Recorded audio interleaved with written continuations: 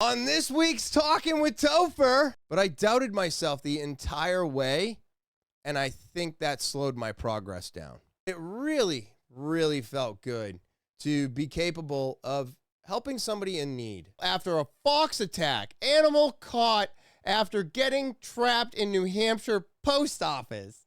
And now let's get into episode 189.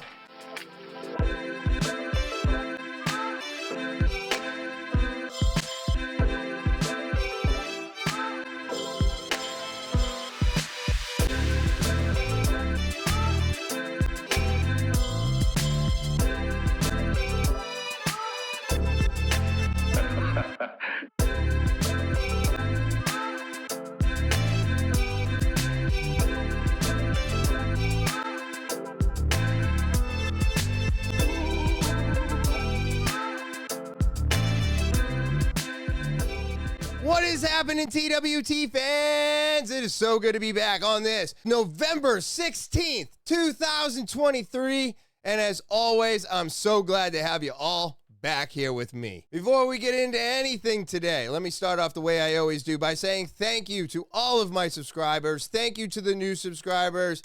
You are what keeps me coming back here week after week, and I'm just so thankful for all of you and all that you do.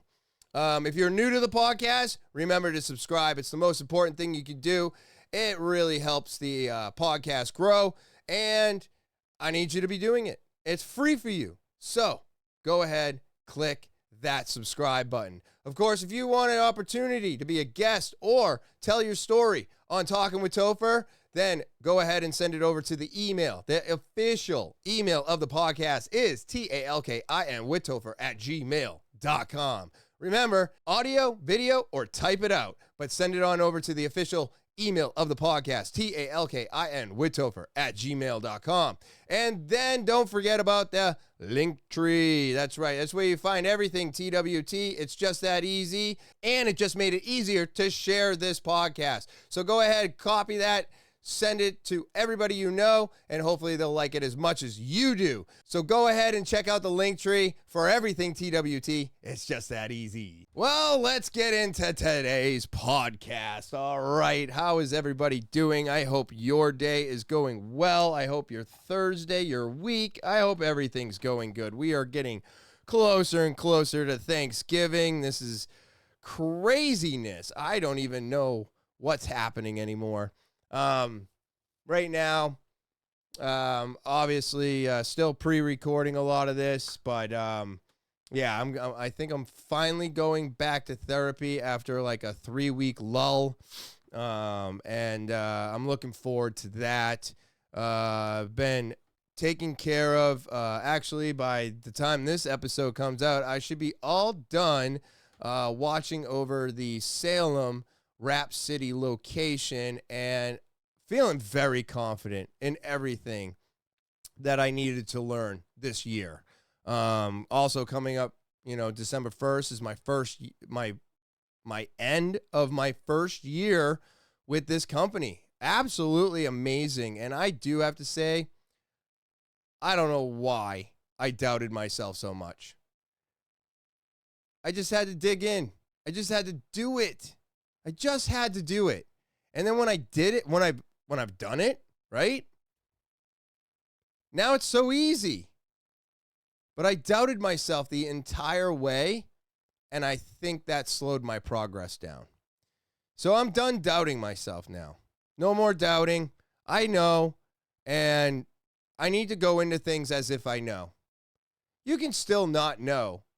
But you gotta ask, you can ask questions. You gotta figure things out.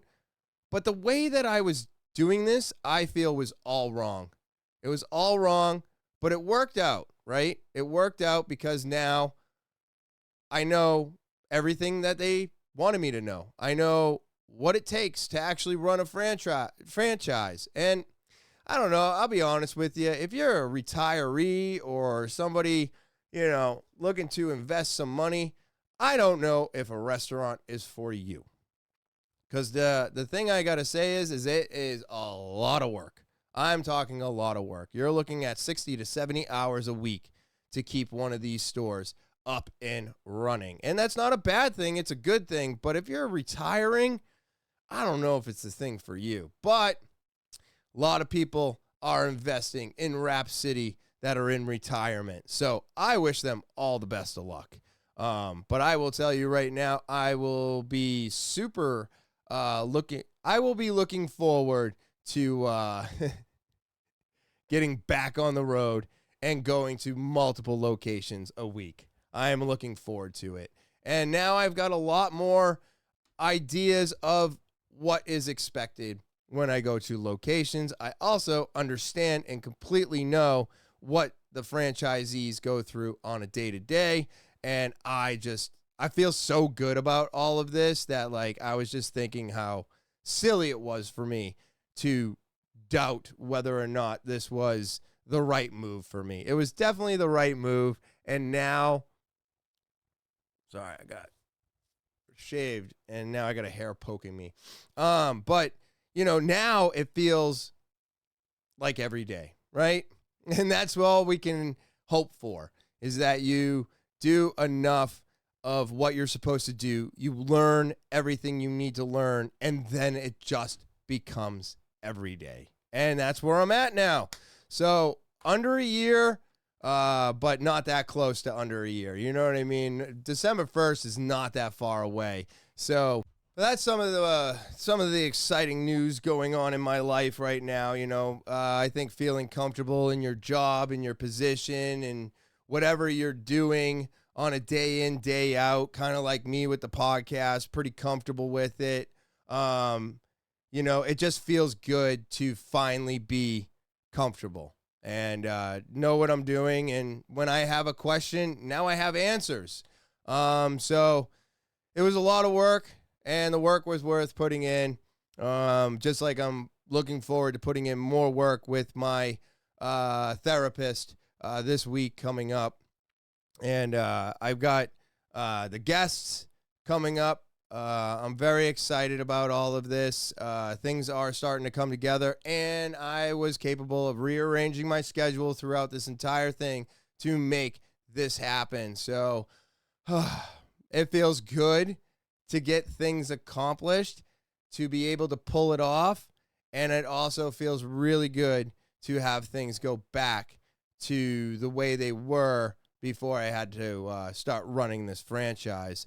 I don't know what's going on with the world today. I really don't. This shooter in Maine happened. Well, as of right now, it's only like 3 or 4 days old. And you know what? 3 or 4 days before that, we had the shooter, and well, we didn't even know he was a shooter, but we had a suspected murderer running loose in Gardner, Massachusetts. And I was like, oh my God. And then they found a dead body in the house. And then they're like, it's a woman's body. And they gave the names out. And I was like, well, that's a sister or a wife. Then it turns out to be the wife. They're searching for this guy. They can't find him anywhere. And then they did a search for him for 2 days. And then on the third day, we have this mass shooting in Maine that, just screws up a ton of shit. Walmart deliveries got all screwed up. It screwed up a lot. Having people shelter in place is got to be so scary. But it was really weird because they were searching for this guy that killed, I think it was up to 18, could have been up to 22, but I think 6 of them survived or something. And so they started saying how he was traveling on boat, some 15-foot boat, heading down to Wyndham. But New Hampshire wasn't worried about anything. I can't remember the actual words that they used, but they were like, there's nothing to fear right now. They don't have any other information. And then I heard he was going to Billerica, and I made a joke that he should go to Dorchester. He'll probably fit right in. We don't have enough shootings down there as it is right now. And all of a sudden, this is couple days had gone by, and then all of a sudden they're telling us how the house in Maine is completely surrounded, and they're asking him to come out. And I was like, why are they back in Maine if they said he went to Wyndham and he was going to Billerica? And then they ended up finding his body in a dumpster with multiple guns, or in a trailer. I apologize. It was in a trailer of his former employer with a self-inflicted gun wound, dead, and he had 2 assault rifles next to him. So whatever this guy had planned, obviously the heat got too heavy for him and he had to get out of that kitchen, if you know what I'm saying. But this guy, it seemed like he was going to retaliate even more against his former employee. 2 days ago that they found his body, and then last night, another fucking shooting at a university. If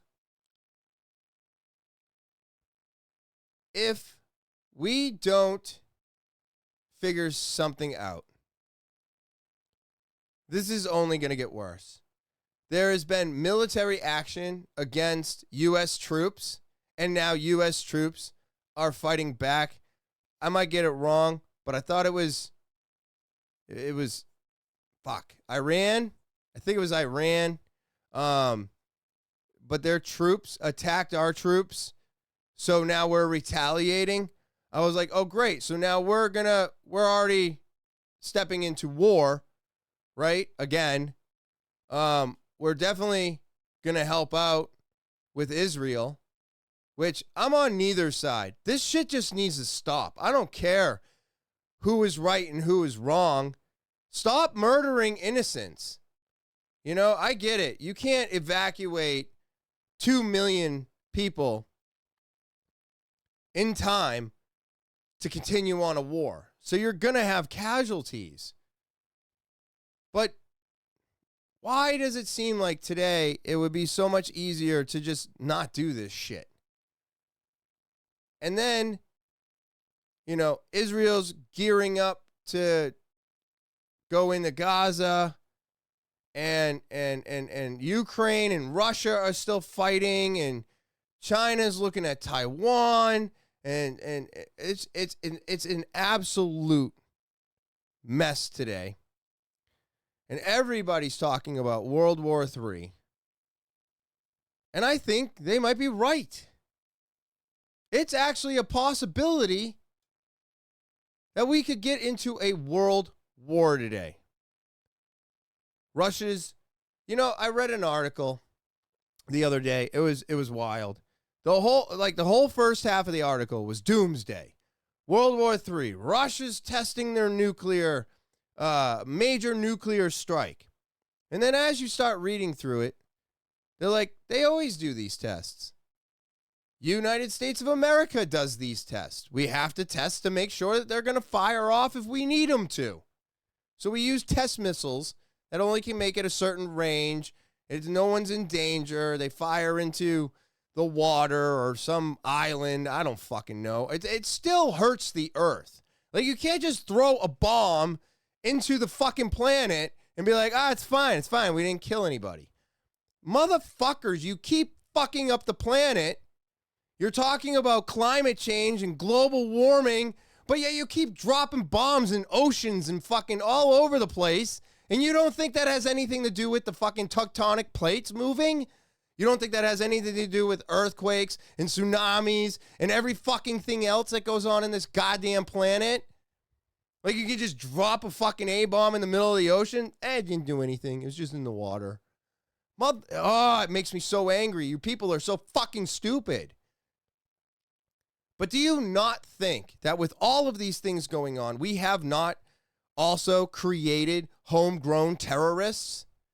Do you not believe that what the government has done, these people have, look at this guy, might have lost his job, lost his family, had somebody die of COVID. He couldn't get into the hospital. He was locked up.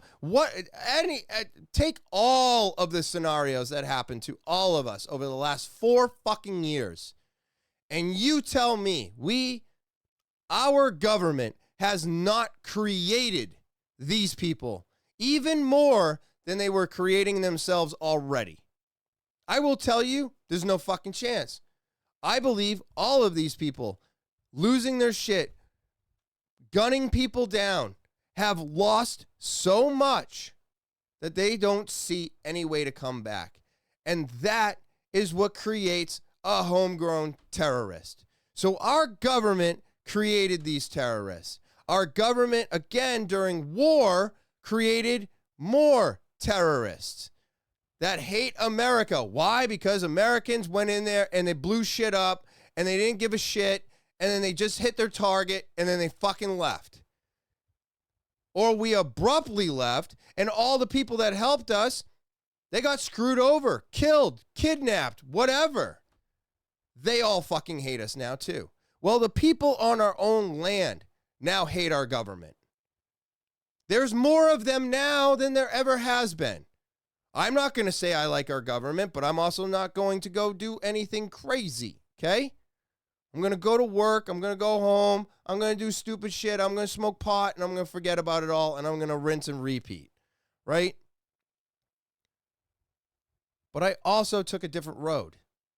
As soon as I saw things going sideways or things locking down and money not being available and a possibility of job loss, I changed everything financially. I prepared. Not everybody could do that. You know? And I didn't think of it at the time as this thing that I was doing that was so different than everybody else. I was like, no, this is what everybody else is doing, so I got to do this so that I can be with everybody else when we get through this. I didn't realize that what I was doing was technically only a 20-30% chance of people actually being capable of doing. And here we are. But that guy in Maine might have lost everything. Now, I'm not saying that gives him any right to walk into a bowling alley in a restaurant and take out 18 people. Maybe 22. Not sure yet. Doesn't give him any right. But this is what happens. This is what always happens when people feel like they're wronged.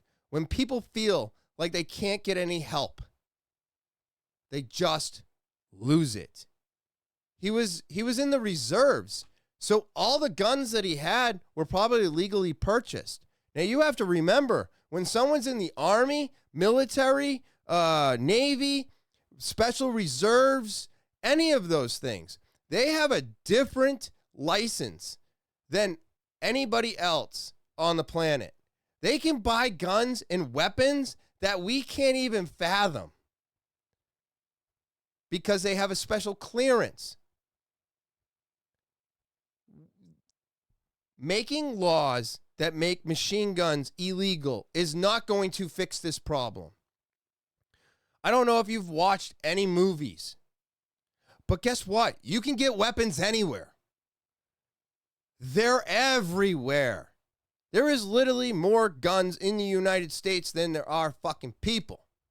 You can't stop the guns. You can put up laws. You can do whatever the fuck you want. At the end of the day, it's not going to do anything. It's not going to help anybody. Because why? Because if I can't get my guns legally, I'm just going to get them illegally. What? Yeah. I just go get them illegally. Why wouldn't I? Doesn't matter. You can't stop this. You want to know how you can stop this? You help the people that you destroyed. Instead of giving people little payouts like $1,400 or $400 or whatever you did to try and help us through the lockdowns. Or how about the $700 you plan on giving people in Hawaii? Or how about the $0 you gave Puerto Rico? How about the $6 billion you gave Ukraine? How about the $100 million you gave Israel? How about all the fucking money that you give to every other continent on this fucking planet except for us? How about you turn around and you help those people in Hawaii? You help these people that lost their jobs and their livelihoods and their loved ones. And you actually pay attention to the American fucking people. Government. It's not even Biden. It's our entire government who doesn't give a shit about us. They don't care. They want this. They want civil war. They want World War III.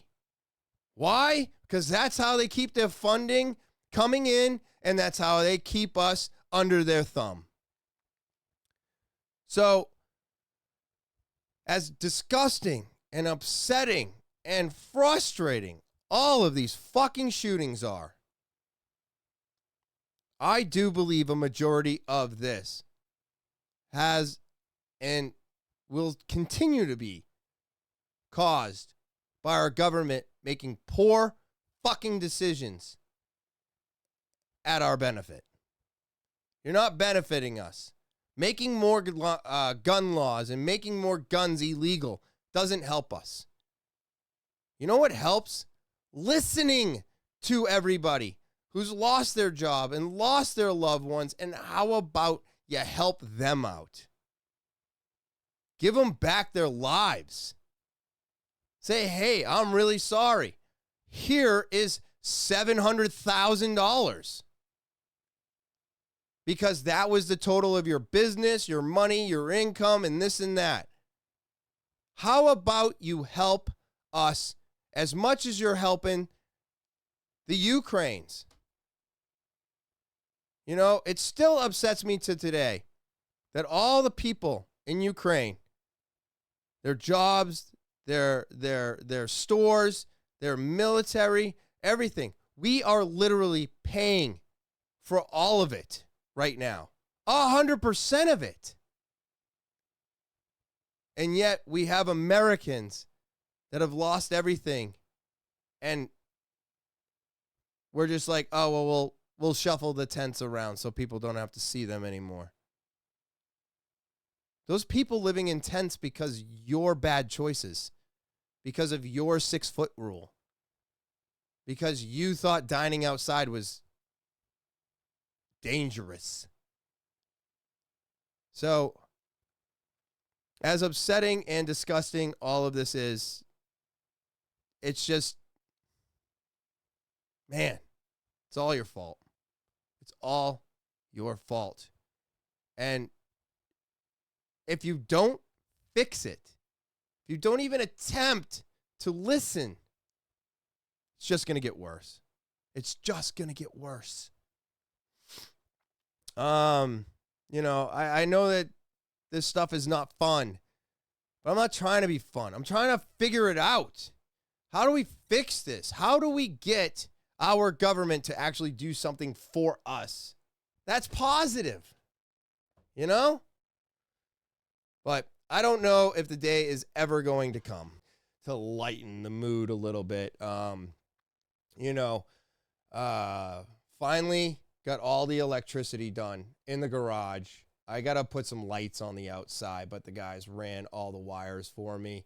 My panel in the garage was so old that when the guys repairing my garage broke one of the circuits, it was like a black box, about yay big, yay wide, and it held 2 copper fuses, big old fucking fuses, crazy. And one of them was empty, and when they put it in, it broke. But no big deal. We were looking for the part. They were sold as antique only. I was like, we're not going to be able to find these. Like, they were literally saying how these are for collectors only. Do not attempt to use. It may not work. And I was like, Jesus Christ. So we had to have the whole panel updated. It's just a sub panel. But I mean, awesome. I got so much lighting in my garage. I can't wait. By now, I should have the driveway installed. That's going to be absolutely amazing.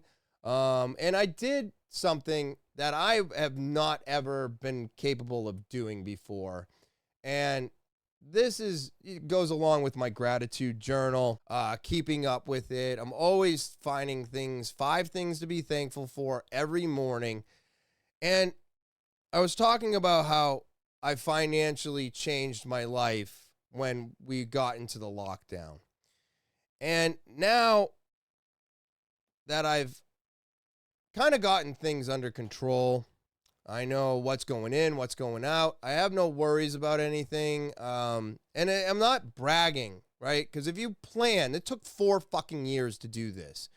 So when people are like, oh, you're privileged. Now fucking what? No privilege here. I didn't get no privilege on shit. Yeah, sure. My parents gave me a definite helping hand by being actual caring parents. But I fucked up my entire life. I fucked up everything. So every time I got a chance, I flushed it down the fucking toilet. This is the first time in my goddamn life that I didn't flush my chance down the toilet. I actually took my chance and I ran with it. And I changed things around for myself and for my family financially. And it feels really good. I'm not going to lie to you. It feels good. But now I've updating phones and stuff like that. And I was at work the other day, and one of the guys was like talking about how he wanted to get a new phone and his car is breaking and this and that. And, he was really upset that he didn't have a phone and he can only use an iPad and stuff like that. And I was like, oh man, that sucks, and I heard him talk about this multiple times. And I was thinking to myself, I'm like, Jesus Christ, man, you've got a phone sitting in a drawer. And I didn't think anything of it. A couple weeks went by. And then the other day, he said it again. And I was like, you know what, dude? I've never been in this position in my life. Do you want a Google Pixel 3? Because I was like, nobody wants this piece of shit. It's an old piece of shit phone. But mind you, it's in mint fucking condition. It works, fully operational. I still had the box with all the parts and the pieces in it. I mean, brand fucking new. I was like, I'll take a chance. Do you want the phone? And he goes, what do you mean? And I go, well, I have a Pixel 3 at home. And do you want it? And he was like, oh my God, yeah. And I was like, oh. I was shocked. I was like, well, he kept talking about brand new phones. And I was like, no, obviously everybody wants a brand new phone. Nobody wants, the old, phone. And I was like, all right, so you want it? And he goes, yeah. So I got him home. I reformatted it. I pulled the SIM card. I grabbed the box with all the accessories in it, charged it up for him. And then I brought it in. Yesterday, actually, and I gave it to him. And as long as he can put a SIM card in it and get it up and running, he's got a fucking free phone. And everybody was like, oh my God, I can't believe you did this. And I was like, oh my God, I can't believe I was capable of doing it. And I never felt so good. I never do things like this. I want money for everything that I have. I always try to sell everything that I have. I could have made $100 off that phone? Maybe $50, maybe $25. I don't fucking know. I don't even think they make the Google Pixel 3 anymore. But you know what I chose to do? I chose to give it to someone. And God, it felt so good. It felt so good. I was like, oh, wow. This is a feeling I've never felt. Never felt in my life, because I was always a scumbag. I'm always looking for the buck. I can't help you. I got to help myself. And I think finally helping myself and getting into a good spot put me where I am today. And if I don't pass on some of this goodness, it's not going to hang around for very long. So I was like, I got to start doing more things for other people in need, because I feel like that's how the goodness will keep coming back to me. Like, have you ever gone, I don't do it anymore, but I used to, when I would go to a drive-thru, and this is one of my friends that used to do this, and he'd be like, dude, you got to do this. And I would do it. But you drive up, right? You order your drink or your food, whatever. You drive up to the window, and it says it's $5.25, and I know it probably doesn't even cost that anymore. It's probably way more expensive, but it was like $5.25. You hand them a 20. You say, keep the change and pass it on. And you drive off. And it felt really good to do that. Now, mind you, it was only $14.75, whatever it happens to be, but that's the number that it happens to be to make this easier to get through. And that's a couple people, right? And it just made me feel good to do that. I wasn't always capable of doing that. That was something that I would can I let go of this 20 right now? You know what I mean? That $14, very important. But having good karma is also very important. So I should probably, all right, we're making an investment. It's an investment, you know? And I always think that those things help. But it really, really felt good to be capable of helping somebody in need. I don't think of, I think it's, you know, I never thought of a cell phone as something that it's always there. I always have one. So I was like, and it was huge for this person. It was huge. He was super pumped. He was very excited. He even came in on his day off to get the damn thing. So if there's any message that you can get from that, it's you gotta help others, because I really do feel like when we help others, the universe knows, and there's enough negativity, death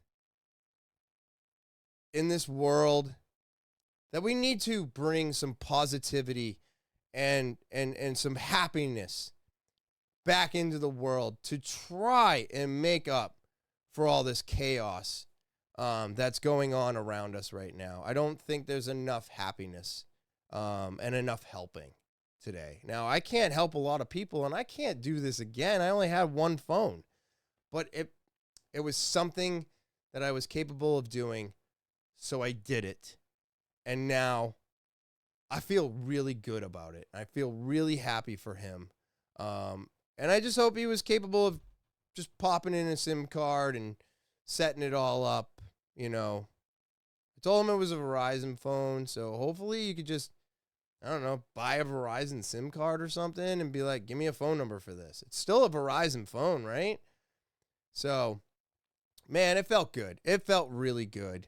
And I don't think there's enough goodness today. You know, I've always thought about donations and, you know, stuff like that. And I just, you know, when you're taking 100% and 3% goes back into the foundation, man, go fuck yourself. Go fuck yourself. I can't get down with any of those. I hate it. You know, it's just a fucking shill. You know, giving the money to a church or something, that's not helpful either, because we all know how that goes. I just want more happiness and positivity in the world today, and I think it's really difficult to find it, but I found mine, and I'm psyched about it. So being able to do something good for somebody else really felt good. It really, really did feel good. Let's take a quick break so you can hear from my sponsor. This November, are you looking to up your style game and express your unique personality? Look no further. Introducing Slow Down Clothing, your go-to destination for all things cool and trendy. Picture this. You're cruising down the street on your skateboard, wearing the most comfortable gloves to protect your hands from road rash from Slow Down Clothing. They're not only functional, but they're also stylish, just like you. And that's not all. Slow Down Clothing has an incredible range of fashion pieces to offer. How about sporting one of their crazy embroidered hats with prints? Not just an ordinary hat, mind you. These hats have hidden surprises.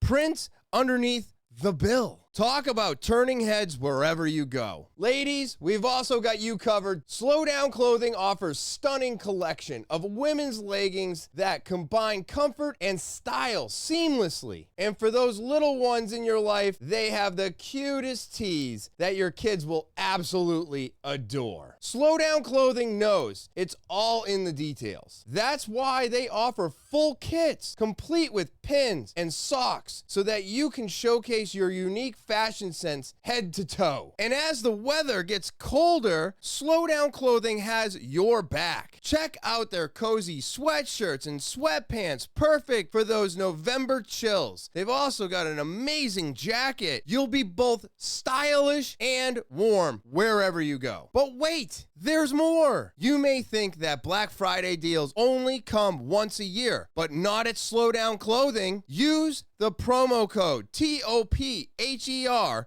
for an extra 10% off your entire purchase all year round. That's right, amazing savings on amazing products whenever you need them. Slow Down Clothing takes inspiration from tattoo art and collaborate with talented artists to bring you unique prints that make you stand out from the crowd. It is time to unleash your creativity and let your fashion tell the story. What are you waiting for? Head over to slowdownclothing.bigcartel.com and browse their incredible collection today. Don't forget to use promo code TOPHER for an extra 10% off your entire purchase. Trust me, the quality of these products is absolutely amazing. Slow Down Clothing, where style meets personality. All right, and I'm back. Let's do some quick Topher's topics. Let's see. This one here. 4 sent to the hospital after a fox attack. Animal caught after getting trapped in New Hampshire post office. What? Are you fucking serious, dude? Oh my God. Oh my God. This is so funny. We had received multiple calls yesterday, aggressive fox in the area. Fish and Game Conservation Officer William Jones says the calls reported the fox out during the day, biting at people's vehicle tires. Really? Strange behavior for, what a fox should be doing. He says usually foxes would be shying away from people, but this one was seen around the Maybe city. they needed with a ride. Call coming from the postmaster of the Rochester Post Office after the fox made its way inside the back gate. The fox had made a negative interaction with a postal worker. That's because the That mail postal carrier worker had its bid. mail. A group of employees outside tried to get away by going inside the building, only for the fox to follow them, getting in thanks to automatic doors.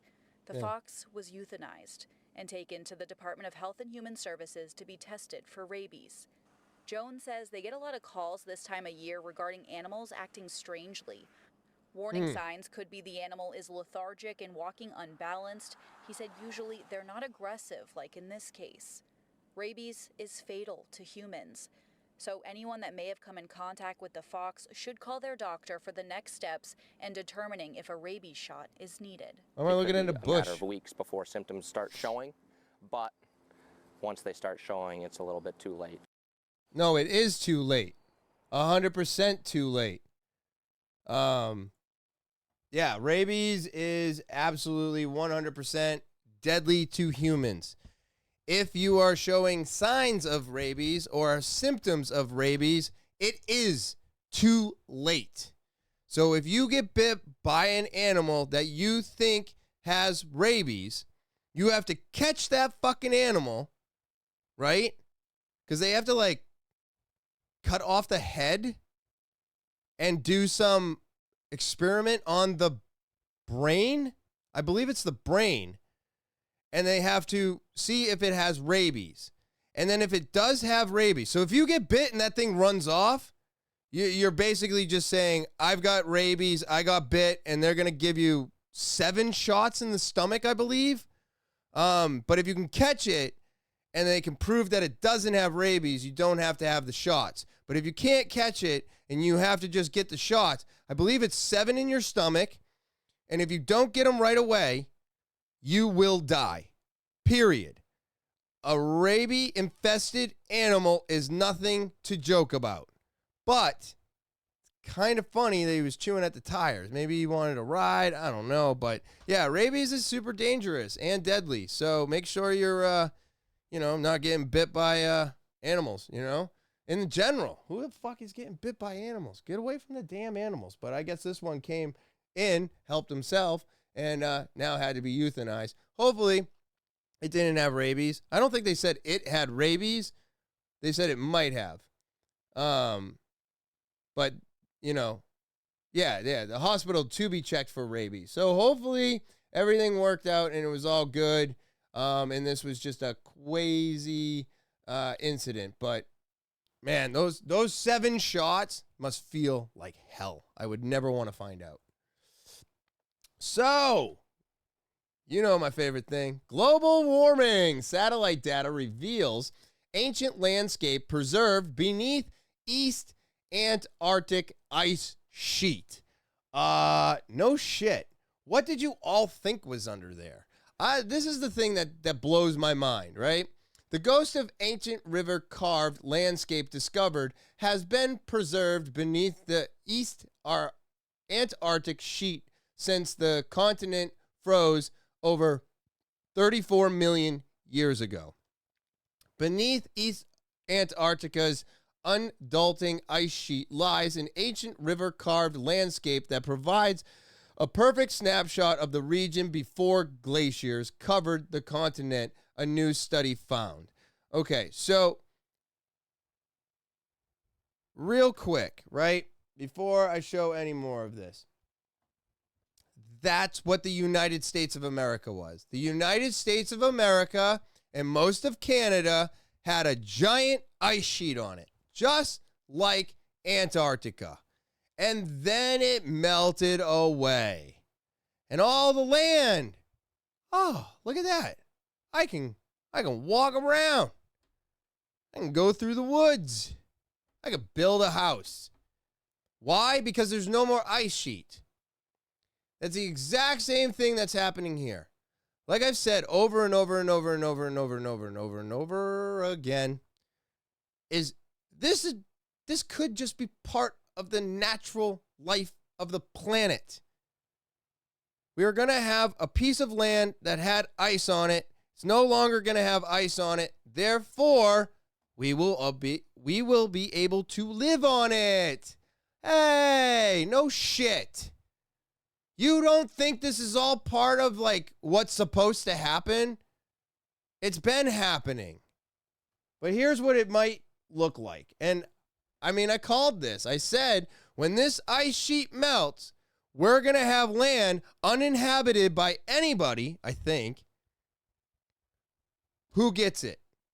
I don't know. We're going to fight over it if we don't all annihilate ourselves in the next couple months. But I'll try to zoom in on this a little bit here. You can actually see,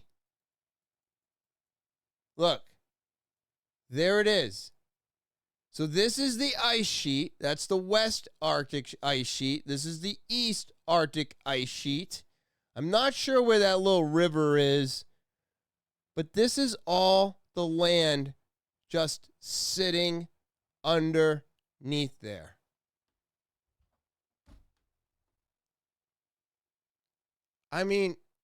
Are you surprised that there's land under here? Is anybody fucking surprised? That's exactly what I thought it was. Thought it was a piece of land that was covered in an ice sheet that one day will be exposed and we'll all be able to, fight and kill each other over it. But I'm surprised that this is even remotely shocking to anybody. because I thought that's what it was.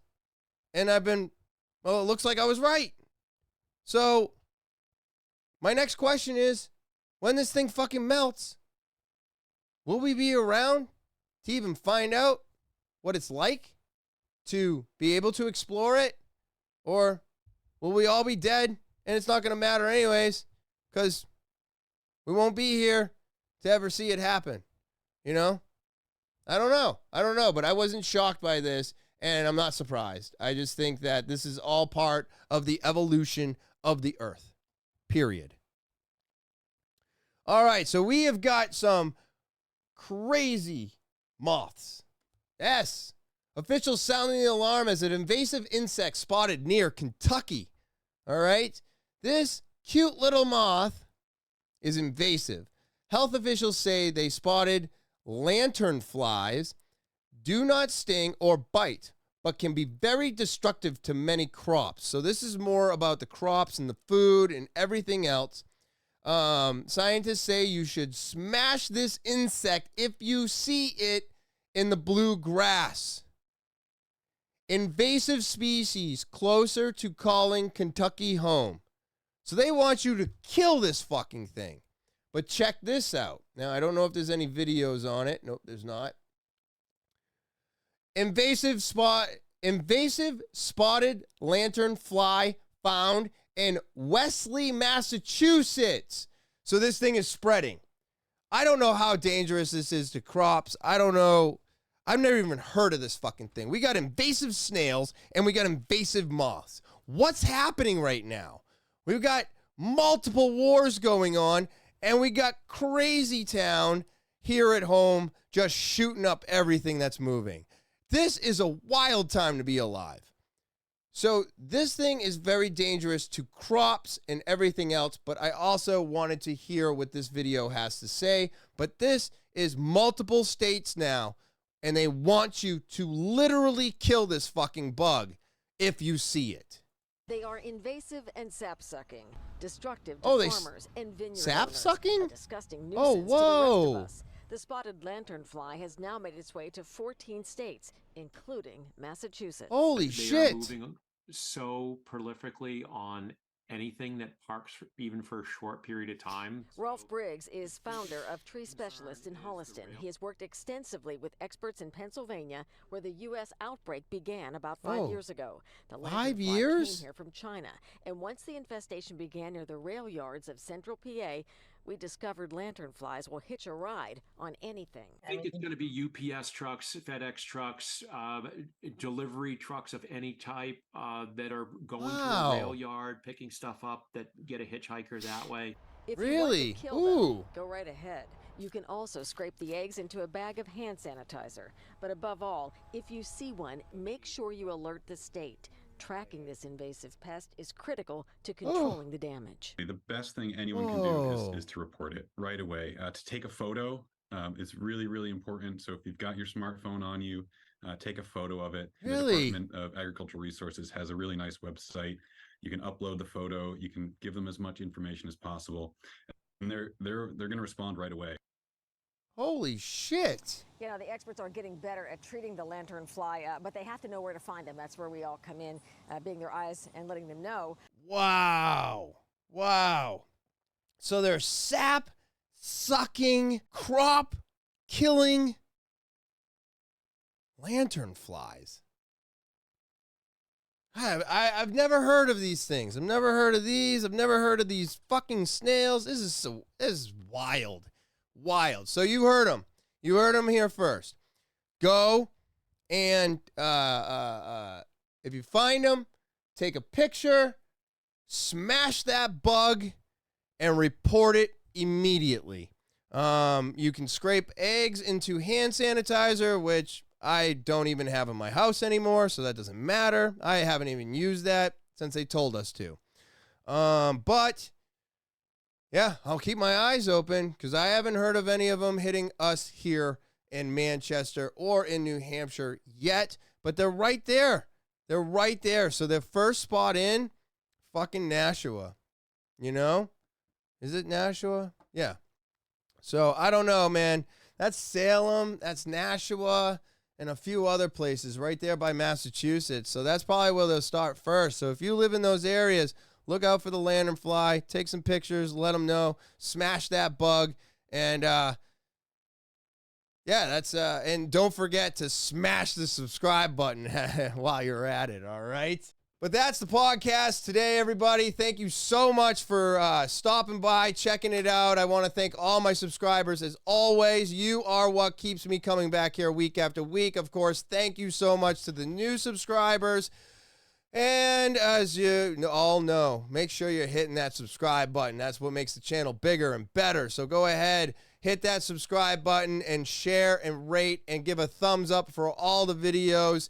And then, of course, if you want your opportunity to be on the podcast, be a guest, tell your story, you got to send an email. Whether you send an audio, video, or type it out, talkinwithtopher@gmail.com is the official email of the podcast. That's where you're sending it. And then don't forget about the link tree. Woo, link tree. It's right there. It's right here. It's right here. But yeah, click the link. Check out everything TwT. Go follow. And of course, it's the easiest way to share TwT with everybody now. So copy that link, share it, and I greatly appreciate all of you. I hope you have an amazing rest of your Thursday. Enjoy your weekend, and I will talk to you later.